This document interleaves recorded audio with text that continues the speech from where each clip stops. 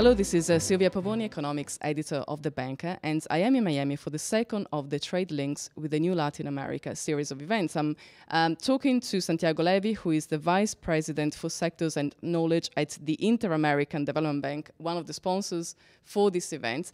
Santiago, it's great to be here in Miami.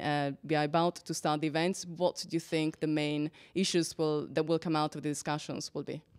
Well, inevitably, there's going to be some discussion about the uncertainty about the future of Chinese growth. There's a lot of discussion these days as to exactly whether the stock market adjustment is just a financial event or it's a signal of sort of deeper troubles in the Chinese economy.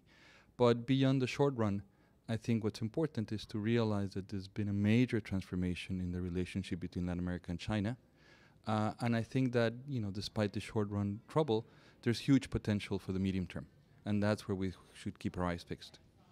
Now, within Latin America, there seem to be different speeds of growth, of course, but also different ways of looking at economic developments. Are you feeling more optimistic and perhaps less so for some of these countries, and which do you think are facing the biggest challenges at the moment?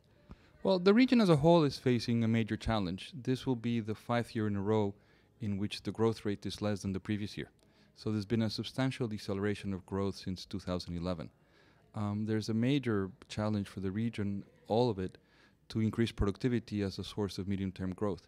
That said, there are variations across countries. Some countries are hurting more from the very sharp fall in oil prices and copper prices and metals.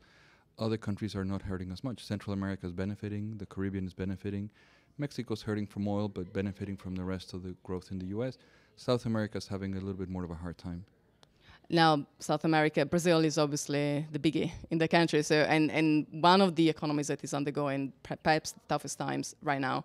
How optimistic are you about the country's ability to turn its fate around? I think they will. I mean, inevitably for the next year or so, they're going to have through a period of negative growth. I think that's almost unavoidable.